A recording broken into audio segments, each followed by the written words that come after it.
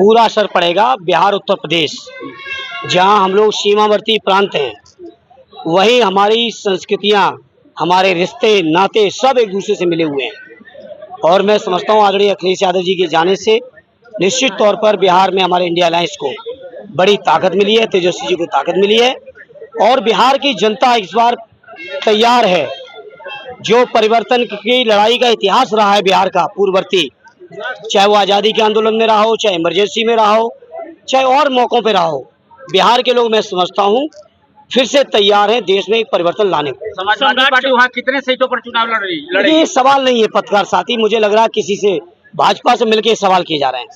सवाल ये नहीं है, सवाल ये है कि वहाँ हमारा इंडिया अलायंस कितनी सीटें जीत के आ रहा है, कितनी बड़ी तादाद में सरकार बना रहा है, ये इम्पोर्टेंट है। ये जो वोट चोरी हो रही है देश में उसकी शुरुआत बिहार के लोगों के बीच की गई है, तो बिहार की जनता भारतीय जनता पार्टी को, चुनाव आयोग को, बेईमानी को, वोट चोरी को जवाब देगी चुनाव के परिणाम से। सम्राट चौधरी ने जिस तरह अखिलेश यादव पे कटाक्ष किया कि जब अखिलेश यादव की सरकार थी तो वहाँ 3 मुख्यमंत्री हुआ करते थे, क्या कहना उससे? देखिए वो छोड़े इन बातों को, वो इस तरह की बातों को छोड़े, वो अपना देखे किस नंबर के हैं। आदरणीय अखिलेश यादव जी का व्यक्तित्व ऐसा नहीं है कि सम्राट चौधरी जैसे लोग उन पर टिप्पणी कर पाए। आदरणीय अखिलेश यादव जी के व्यक्तित्व के बारे में आप सब जानते हैं, वो देशव्यापी व्यक्तित्व है, वो पीढ़ी के नायक हैं।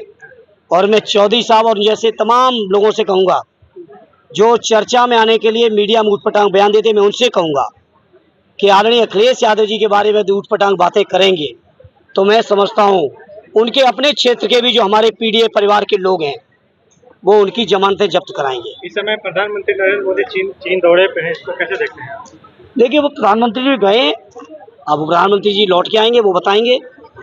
लेकिन मैं इतना ही कह सकता हूँ कि जो ऑपरेशन सिंदूर के सीज फायर की घोषणा जिस तरीके से की अमेरिकन राष्ट्रपति ने, उसके बाद जिस तरीके से टैरिफ बढ़ाया गया, ऑपरेशन सिंदूर में जिस तरीके से किसी भी पड़ोसी देश ने साथ नहीं दिया, इस तरह की तमाम चीज़ें ऐसी हैं जिससे प्रधानमंत्री जी की विदेश नीति, जिसके बारे में बहुत सारे लोगों को दिमाग में था, आकलन था कि बहुत बेहतर विदेश नीति है, लेकिन अगर पड़ोसी भी साथ न थे, इस तरह की घटनाएं हों तो मैं समझता हूँ ये देश के लिए बहुत दुर्भाग्यपूर्ण है। क्या उस समय वोट चोरी नहीं हुआ था? क्या लोकसभा चुनाव में? नहीं, हमने तो ये नहीं कहा कि वोट चोरी तो उन्होंने साबित की, हमने तो नहीं कहा था। उन्होंने वोट चोरी साबित की कि 65 लाख गलत वोट है। अगर वो 65 लाख वोट गलत है, अभी मैं बिहार पे आ रहा हूँ क्योंकि SIR शुरुआत बिहार से हुई है, चुनाव भी बिहार में होना है। आप जानते हैं बलिया के लोगों कि बिहार में मानसून में आधे से ज़्यादा बिहार बाढ़ में डूबा रहता है। ऐसे समय में ऐसे डॉक्यूमेंट मांगना जो मैं समझता हूँ शायद चुनाव आयुक्त खुद भी ना दे पाए, आम मतदाता की तो बात छोड़िए, इस तरह के डॉक्यूमेंट मांगना ये वोट चोरी का षड्यंत्र है। और मैं ऑन एयर मीडिया के साथियों आपको कहूँगा, भारतीय जनता पार्टी का ये आखिरी षड्यंत्र है। वोट लिस्ट में बेईमानी करना, बेईमानी के सिस्टम से मिसयूज करना, ये आखिरी षड्यंत्र है। और जनता से अपील करूंगा उनके षड्यंत्र को कामयाब नहीं होने देना। और इस बार जब बिहार से बीजेपी और उनका NDA अलायंस हटेगा भारतीय जनता पार्टी का, उसके बाद पूरे देश के अंदर इनकी वोट चोरी बंद हो जाएगी। मायावती जी ने बिहार में अकेले चुनाव लड़ने की बात कही, अब उनकी पार्टी का अपना फैसला, उसके बारे में कैसे कह सकता हूँ।